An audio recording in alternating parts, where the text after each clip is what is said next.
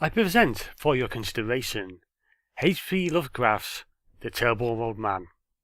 It was the design of Angelo Ricci, John Chesneck, and Manuel Silva to call upon the terrible old man.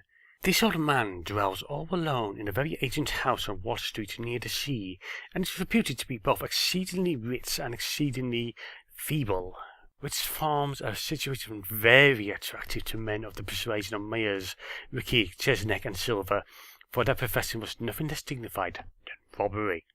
The inhabitants of Kingsport say and think many things about the terrible old man, which generally keeps him safe from attention of gentlemen like Mr. Ricci and his comrades, despite the almost certain fact that he hides a fortune of indefinite magnitude somewhere about his musty and venerable abode.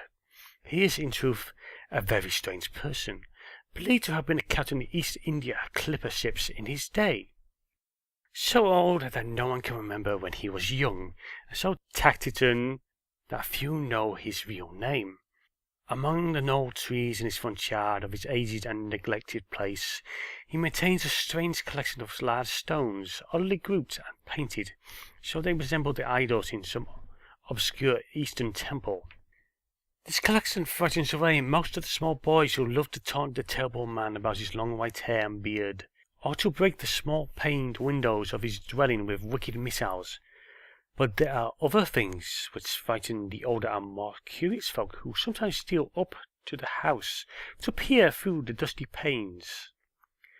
These folk say on a table in a bare room on the ground floor are many peculiar bottles, and each a small piece of lead suspended pendulum-wise from a string.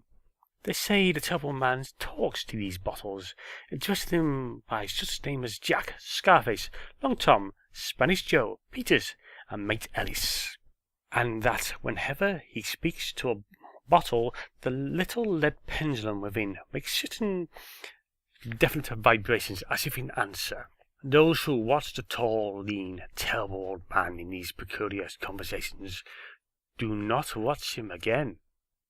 But Angelo Ricci, Joe Chesneck, and Manuel Silva were not of Kingsport blood. They were of that new and heterogeneous alien stock that lies outside the charmed circle of New England life and traditions, and they saw in the terrible old man merely a tottering, almost helpless greybeard, who could not walk without the aid of his knotted cane, and those weak hands shook pitifully. They were really sorry in their own way for the lonely, unpopular old fellow, whom everybody summoned, and to all whom the dogs barked singly. But business is business, and to a robber whose soul is in his profession, there is a lure and a challenge about a very old and very feeble man who had no account at the bank, and who pays for his few necessities at the village store with Spanish gold and silver minted 2 centuries ago. Myers, Ricci, Chesneck, and Silva selected the night of April 11th for their call. Mr. Ricci and Mr. Silva were to interview the poor old gentleman, whilst Mr. Chesneck waited for them a presumable metallic burden with a covered motor car in Ship Street, by the gate in the tall rear wall of their host's gardens. Desired to avoid needless expectations in case of unexpected police intrusions, promoted these plans for a quiet and non-ostentatious departure. As prearranged, the 3 adventurers started out separately in order to prevent any evil-minded suspicions afterward. Myers, Ricci, and Silva met in Water Street by the old man's front gate, and although they did not like the way the moon shone down upon the painted stones through the budding branches of the gnarled trees, they had more important things to think about than mere idle superstition. They feared it might be unpleasant work making the terrible old man loquacious concerning about his hoarded gold and silver, for aged sea captains were thought to be stubborn and perverse. Still, he was very old and very feeble, and there were 2 visitors. Myers, Ricci, and Silva were experiencing the art of making unwilling persons vulnerable, and the screams of a weak and unexpectedly vulnerable old man can easily be muffled. So they moved up to the one lighted window and heard the terrible old man talking childishly to his bottles with pendulums. Then they donned masks and knocked politely at the weather-stained oaken door. Waiting seemed very long to Mr. Chesneck as he fidgeted restlessly in the covered motor car by the terrible old man's back gate in Ship Street. He was more than ordinarily tender-hearted, and did not like the hideous screams he heard in the ancient house just after the hour appointed for the deed. Had he not told his colleagues to be gentle as possible with the pathetic old sea captain? Very nervously he watched that narrow oaken gate in the high and ivy-clad stone wall.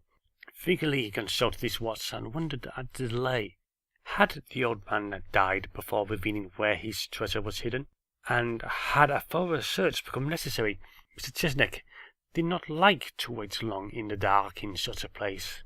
Then he sensed a soft tread or tapping on the walk inside the gate, heard a gentle fumbling at the rusty latch, and saw the narrow, heavy door swing inward.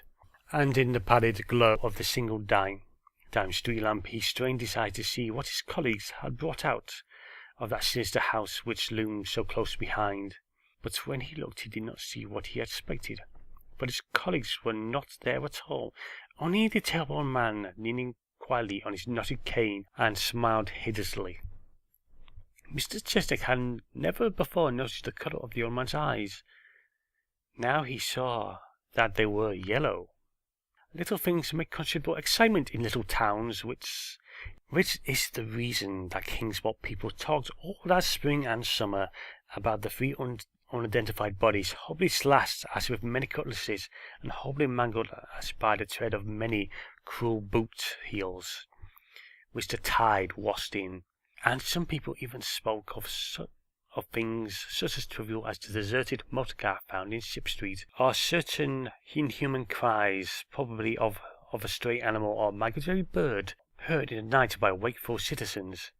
But in this idle village gossip the terrible old man took no interest at all.